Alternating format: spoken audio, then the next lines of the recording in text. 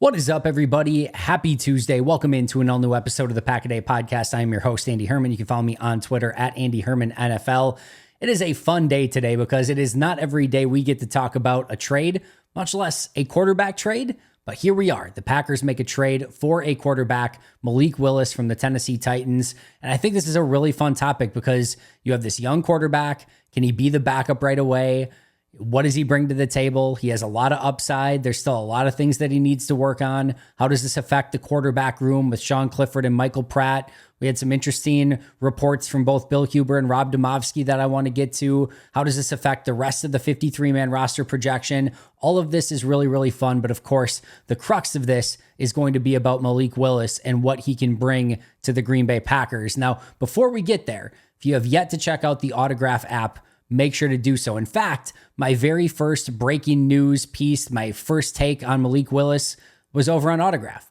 Exclusive content. You get all the Packers podcasts that are out there, including the PackADay podcast, and everything that you need. Articles, like I said, podcasts, exclusive content. It is all there in one perfect spot. So download the Autograph app today. You can use the referral code PackADay to get in, but it is worth your time to download because you are going to get all of your Packers news in one spot, and it is absolutely perfect. And like I said, a little bit of exclusive content from myself as well. So hopefully that will be worth the price of admission, which is, by the way, free. All right.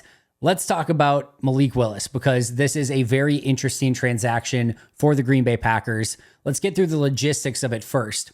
The Packers traded a 7th round pick in 2025 for Malik Willis. This is not a conditional 7th round pick. This is a pure 2025 7th rounder that will go to Tennessee for the services of Malik Willis. Now, from a contract standpoint, the Packers inherit a very nice contract. There is no guaranteed money whatsoever left on his deal. So if they want to walk at any time, they get a 3 to 4 week experience with Malik Willis and feel like, hey, not for us. They can move away from it. No problem whatsoever. And if they get to next year and maybe he's the backup this year, but next year doesn't look good in camp and they want to move on, they can get out of that contract. No concern whatsoever. So that is a very nice contract, and it is only $1.17 million this year and $1.64 million next year. So we are talking about a very cost-effective, non-guaranteed contract that Green Bay will be taking on. And in order to get that contract and the former 3rd-round pick, Green Bay only had to give up a 7th rounder. Now, he was expendable in Tennessee because he was set to be the number 3 quarterback. Will Levis is going to be the starter. Mason Rudolph won the backup position. And if you're wondering, why did the Packers want a quarterback that couldn't beat out Mason Rudolph as the backup? It is a fair question to ask. We will talk about some of that when we get to our breakdown. But like I said, Green Bay does get a very friendly backup quarterback contract and somebody who does have a little bit of starting experience and was thought of highly as a 3rd-round pick in the 2022 NFL Draft. Meanwhile, he is still only 25 years old. He turned 25 in May. So this is not some Taylor Heineke or some veteran quarterback that's well into their 30s. This is still a young quarterback with a lot of upside, which we will go over quite a bit in just a moment. As I mentioned, he was a former 3rd-round pick in the 2022 NFL Draft. 6'1", 219, although might be a little bit closer to 6 foot, 219. Was a quarterback out of Liberty when he came out of college. And I want to kind of go over his scouting report because I think it is very interesting. And I always apologize for this because I am just reading this, but it's a really interesting scouting report for Malik Willis. This is from Dane Brugler. Dane's the best when it comes to this stuff. And I think it's really interesting to look back. He was Dane's 2nd quarterback in this draft. Now, this was not a good QB draft, if you remember. Kenny Pickett, Malik Willis, Desmond Ridder, Matt Corral, Sam Howell, Carson Strong, Bailey Zappi, Jack Cohn, and then it goes on. And then number 13 on the list was Brock Purdy. Remember, he went at the very end of the 7th round. This was basically what will be considered the Brock Purdy quarterback draft, even though he was taken at the very end of the draft. The rest have not exactly turned out all that well. But scouting report on Malik Willis. Strengths: loose athlete and moves with bounce in his steps, natural play extender because of his dynamic speed and movement skills, Despite slight load-up action, the football explodes out of his hand, generates outstanding zip-on throws to the far hash or sideline. His best throws on tape were vertical touch passes down the seam or the sideline, something that showed up in the preseason tape that I just watched of his. Throws a confident ball and not afraid to deliver before receivers come out of their break. Average height, but compactly built and runs through arm tackles without getting knocked off of his path. Impressive body strength in the pocket, elusive athleticism to make defenders miss on designed runs and when pressured, lowered his fumbles from 17 as a junior to only 3 as a senior, routinely played through injuries and developed his pain tolerance. Coaches describe him as coachable and observant and the type of competitor willing to do whatever is asked of him to get better. Posted a 17-6 record, 2-3 record versus Power 5 opponents, which is really good when you're at a school like Liberty. In his 23 starts, set several passing and rushing records at Liberty, including the single season record for total touchdowns with 40 and the single game record for total touchdowns with 7. His weaknesses: field vision and decision-making are still in the developmental phase. Becomes gun-shy as a passer at times and will miss opportunities when he second-guesses what he sees. Ball placement needs to improve to make things easier on his receivers and help create yards after catch opportunities.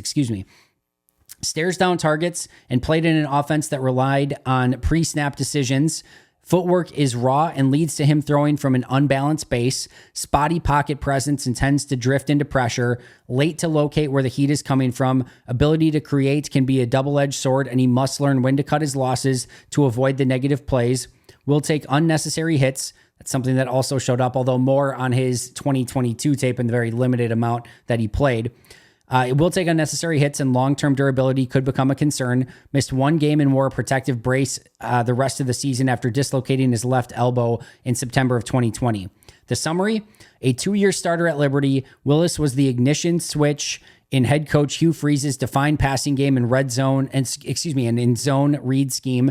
Despite a mediocre supporting cast, the Auburn transfer set several school records at Liberty and led the program to numerous firsts, including the first top 25 ranking and win over an ACC opponent. He is also attempting to be the first Liberty first-round pick, which obviously did not happen since 1990. Although his timing and accuracy go through lulls, Willis had a fluid release, outstanding velocity, and great feel for touch and placement on vertical-based patterns.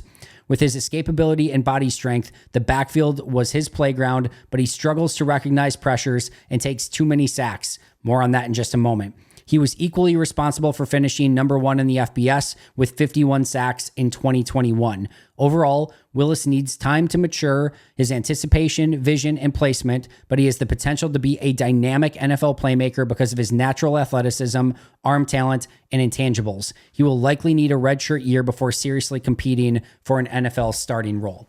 So that was the breakdown of Malik Willis coming out of college. Now the question, after a couple years in the NFL, where he got a few starts as a rookie, didn't get anything really a season ago. I think he played 22 snaps, I think it was this past year. Yeah, 22 snaps. Is he ready to be a full-time backup? Dane talked about being a redshirt season before he could become a starter. The question after 2 years is, can he actually be a legitimately good NFL backup? Green Bay doesn't need a starter. We know that. But they do need a good quality backup. The answer to this is going to be complicated because I don't think we're going to know. And hopefully we never find out. But it's going to be really difficult because he's going to be learning a new offense.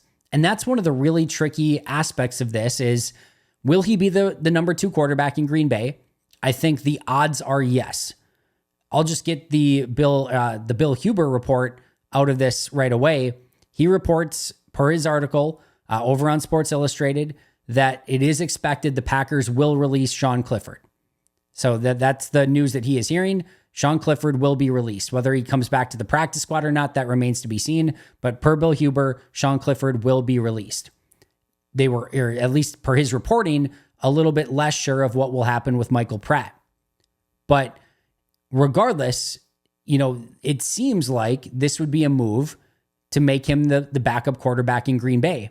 And it would be extremely unlikely, I think, that Green Bay would make another QB move.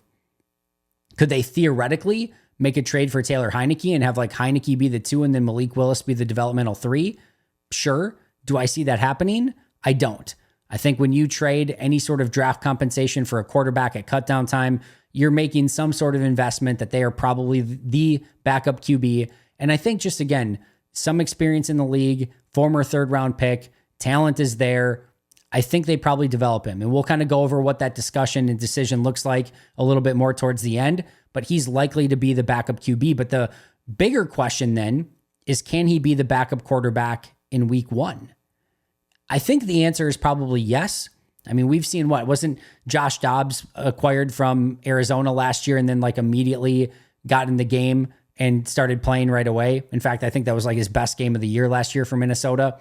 You can figure out ways to make that work. I don't think that that's like a complete deal breaker here. And that's why my expectation is that Malik Willis will be the backup quarterback for the Packers. Whether or not they keep 3, we'll talk about, but I don't think there's going to be more competition. I don't think Michael Pratt's going to beat him out right now. Sean Clifford, we already heard, per Bill Huber, is going to get released. So everything is pointing in the direction that Willis will in fact be the backup QB, but he is now coming onto a team that he does not have familiarity with the offense. That's going to be a pretty big change for Malik Willis. And whether or not he can come in, pick up the system quickly, become a solid backup right away, and be ready to go in should an injury happen to Jordan Love, like I said, that is going to be a big TBD. And like I said, more importantly, hopefully we never really have to find out. Now let's go back and rewind a little bit to what Malik Willis did in his rookie year, his second year, and then in preseason this year, which I did go back and watch his preseason tape from this year, and I did watch his 22 snaps from last year as well, and there are some interesting takeaways. Now, in 3 starts as a rookie, Willis went 1-2, threw no touchdowns and 3 interceptions. And if you want to go back and look at that one win, it was not a pretty game for Malik Willis. However, Derrick Henry ran for over 200 yards. They ran over 300 yards just with the running backs alone in that game. And they just basically won on the ground game and on defense. It wasn't Malik Willis going out there and winning the game for them. So no touchdowns, 3 picks as a rookie, and only played 22 snaps in year 2. In his career, you want to talk about one of the big potential drawbacks of Malik Willis. He had 91 dropback attempts as a passer. So he dropped back to pass 91 times. He was pressured on 44 of those 91 attempts. And he had 14 sacks. He took 14 sacks on 91 dropbacks. 14 sacks on 91 dropbacks. That is an insane number. Now, not all of that is on Malik Willis, but a decent chunk of it is. As Dane put in his scouting report, he was equally responsible for the sacks that he took in college. I would say he was more than equally responsible for the sacks that he took in Tennessee. And his average time to throw, 3.53 seconds, which is very much on the high side. So he is not getting rid of the ball on time. He is holding onto it too long, and he is taking sacks and hits that he should not have to take.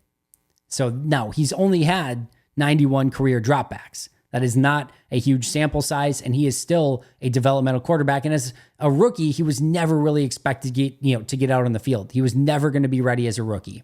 And Green Bay, where they gave Jordan Love the ability to sit and watch and not have to go out there right away, Malik Willis was not given that same luxury, but he did have basically year 2 to kind of have that redshirt year. He didn't play a ton in year 1, but now it's going to be, can he be this backup in Green Bay in year 3?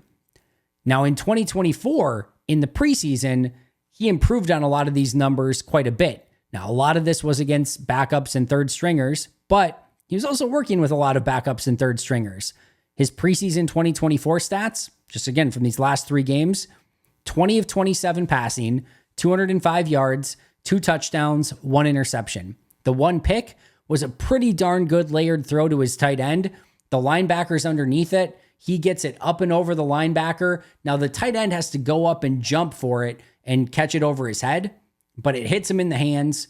Should have been caught, in my opinion. It ricochets off of his hands, goes past him, and right to the safety who ends up making the pick.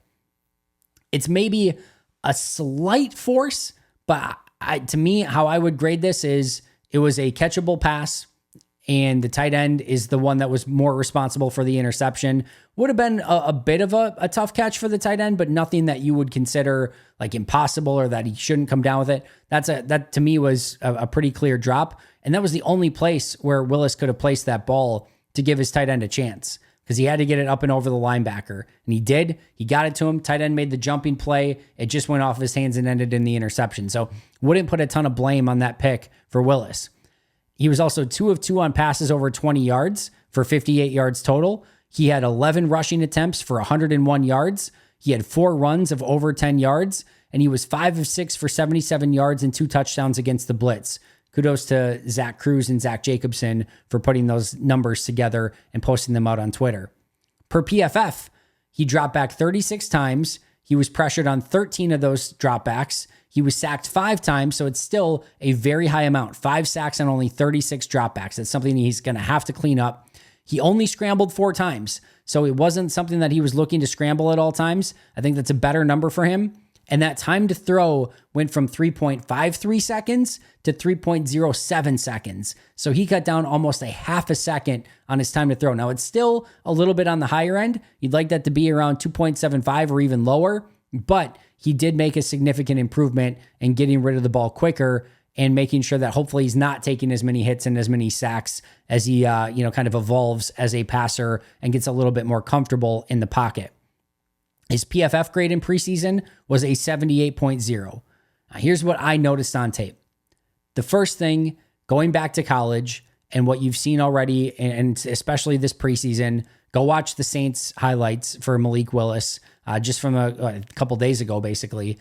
The upside is there. There is a lot to like about his game. He is incredibly athletic, extremely fast, is very dynamic with the ball in his hands.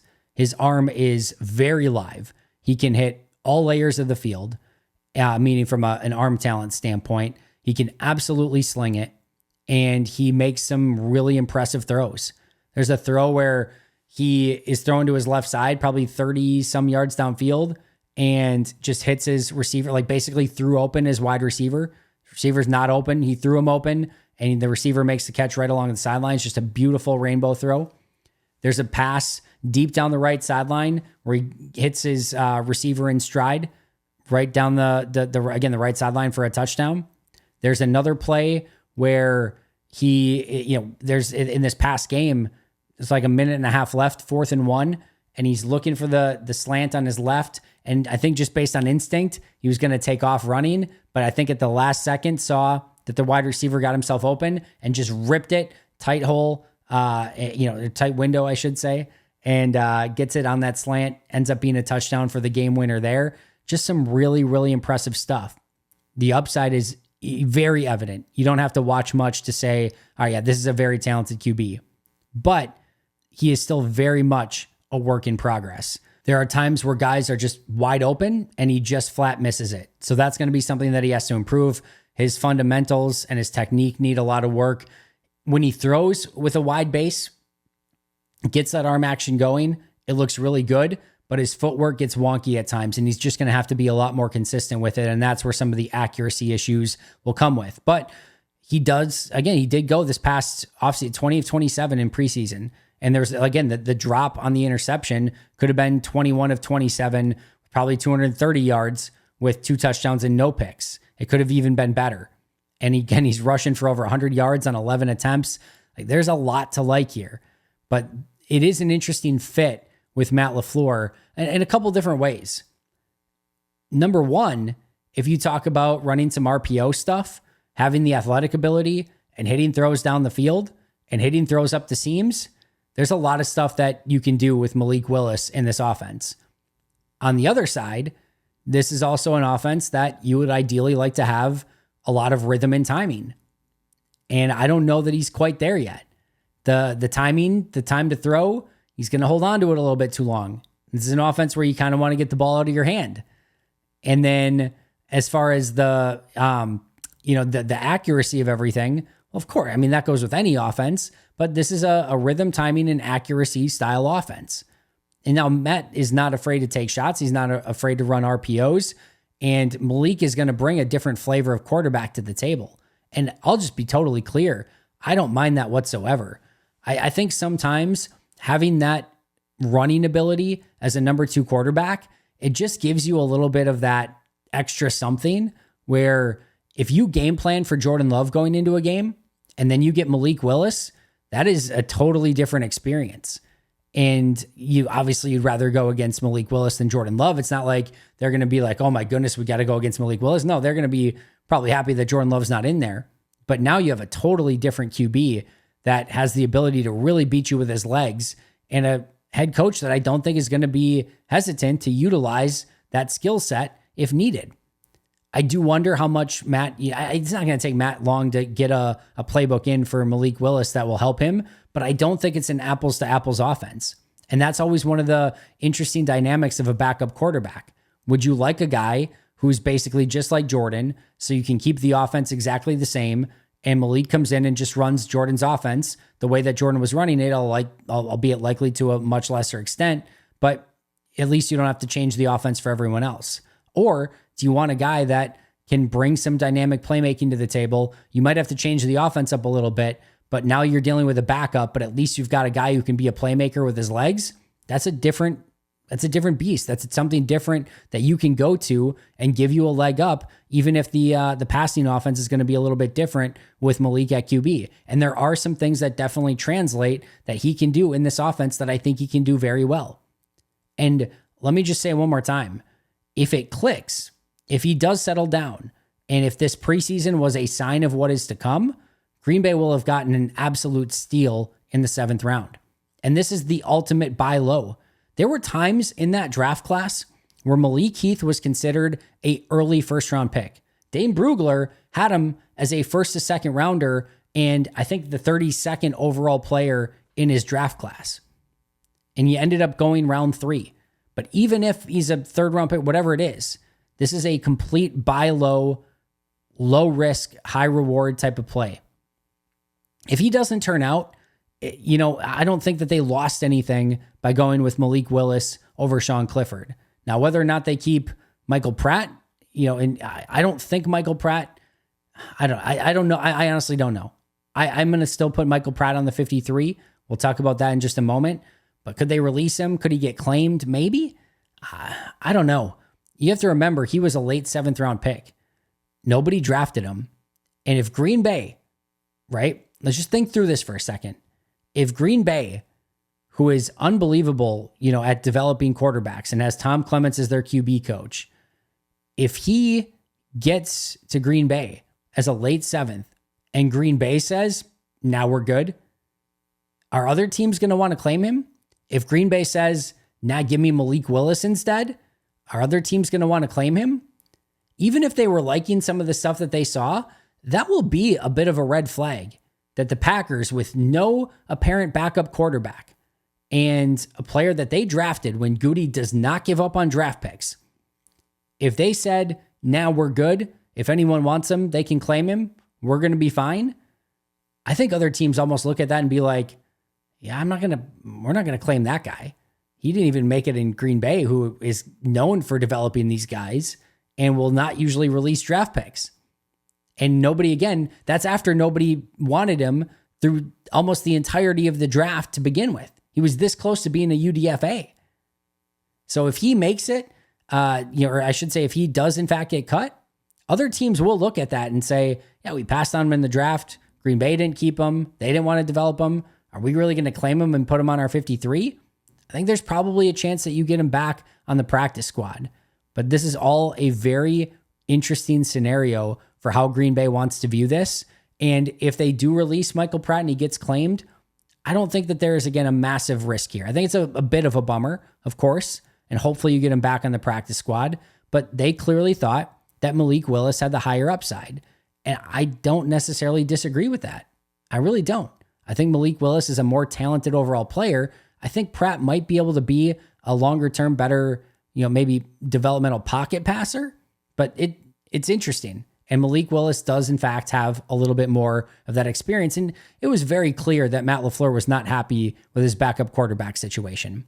And the play where Sean Clifford had the interception, Matt LaFleur talked about, and this was, I think, the first preseason game, Matt LaFleur talked about it after and was basically like, yeah, when we get premium looks, we have to take advantage of it. This was a watered down version of Matt basically saying, hey, if I'm going to draw up a perfect play for you against the perfect coverage and you're going to have a wide open wide receiver, and not only are you not going to, convert it, but you're going to throw a pick on it, we're going to have some problems.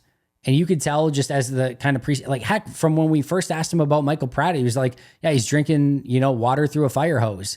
And when Adam Stenovich was asked about Pratt, he basically had like this long pause of like, how do I want to talk about him? Like, and it was very clear, like he has a long way to go to learn the playbook. So I like Michael Pratt, still putting him on my 53. I might end up eating those words, but I can understand why Green Bay wanted to go in another direction. And I can understand why they may have thought that Malik Willis had the higher upside overall, because they're probably right.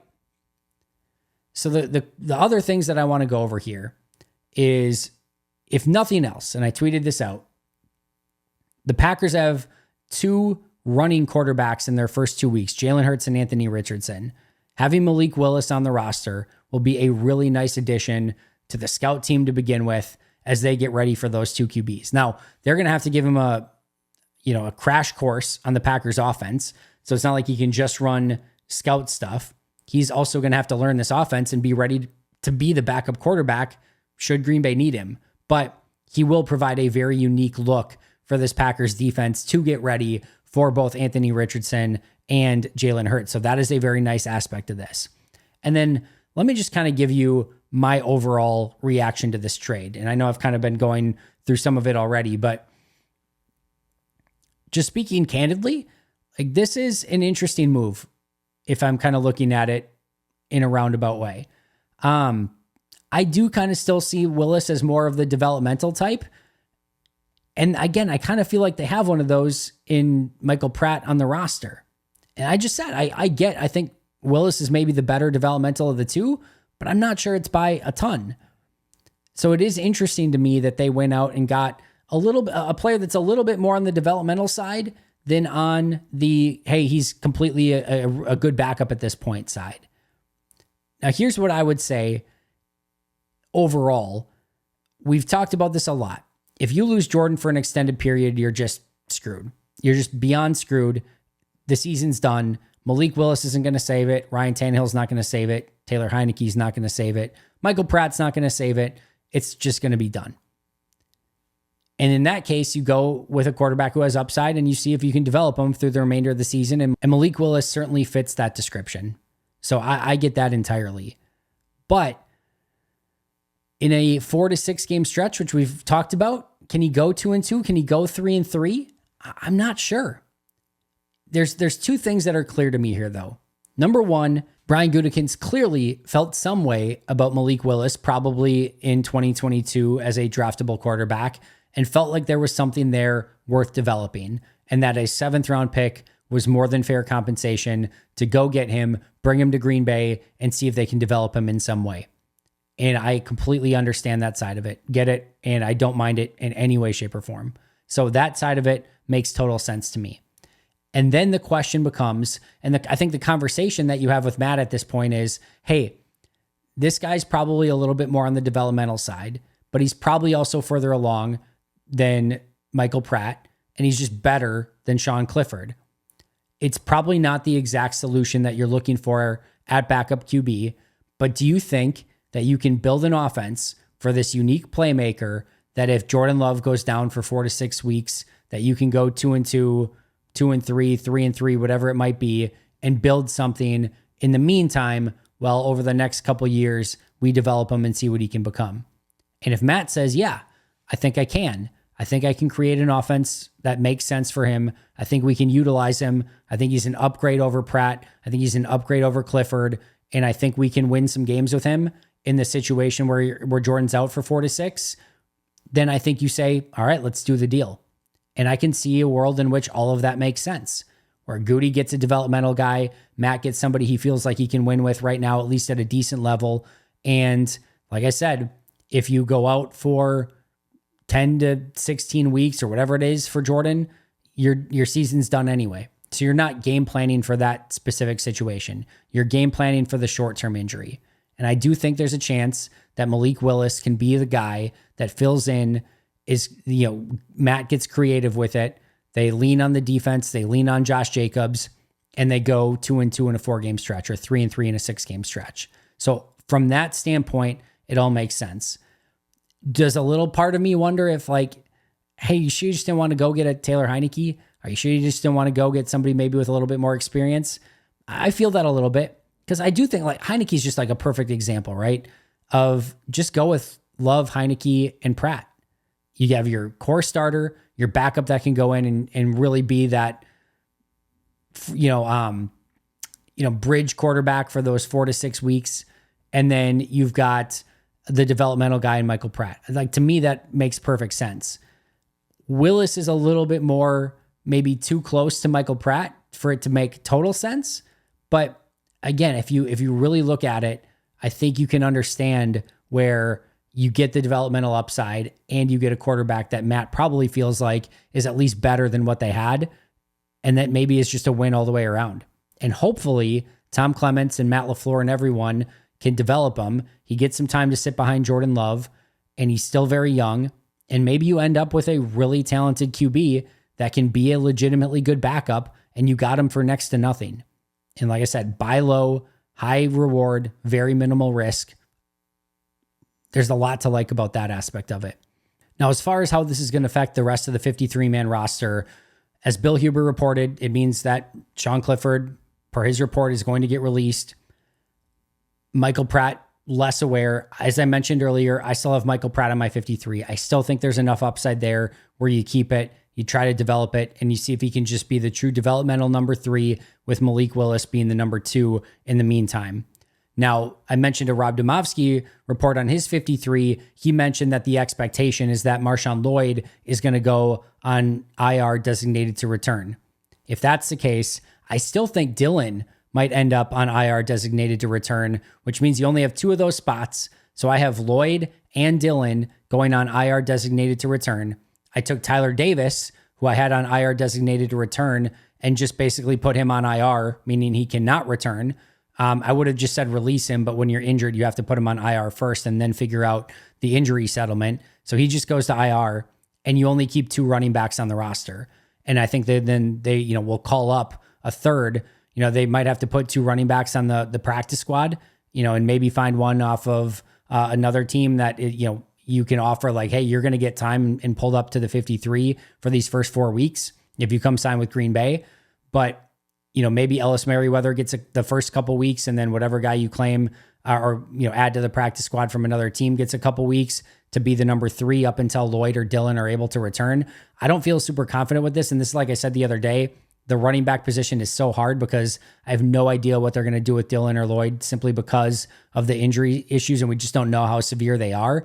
But I'm going to say only 2 running backs on the active 53 for the first 4 weeks until Dylan or Lloyd are ready to come back. And then they will call up a player from the practice squad for those first 4 weeks so that they still have a third running back on the roster.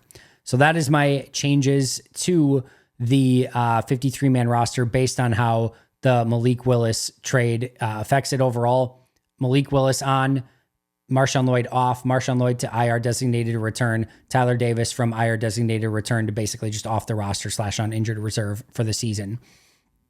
All right. Lots to go over. I'm in the middle overall on this trade. I don't love it. I don't certainly dislike it. I understand it. It's only a 7th round pick. It's not the end of the world one way or the other. I do think it is if you had to go out and win a game tomorrow, assuming Willis can come in and learn the playbook to some extent, I would go with Willis first and then Pratt and then Clifford. So I do think they have a guy that is more likely to win you a game. I just don't know it's by a ton, but I do like his upside and hope that they can bring that out and that Tom Clements can get the best of Malik Willis. And he should have a fair shake, and he should have a real opportunity to grow under Jordan Love. So it should be interesting. I'm excited to see what he can do. And of course, Tuesday we have a full day of cut downs. Should be a really interesting day. We'll see if they make any other trades, any other claims on Wednesday. These next 2 days are really going to shape this roster. It'll all come together, and we'll, of course, cover it every step of the way right here on the PackADay podcast. Shout out to our Hall of Fame and All-Pro members, Mo State and Minnesotan, PJ Wynn, John Wild, Shea Bradad, Brandon Paletta, Jennifer Wright, Boom Handle, Donald Lee, Lori Lord, Baby QB, David McCluskey, Donald Decker, Dan Miller, Alex Hwang, Arnaldo Espinoza, Peter Ataka, Caleb Cookster, SoCal Pack, Dan Guessford, and Love and Football. I'll see you guys tomorrow, but until next time, and as always, go Pack Go.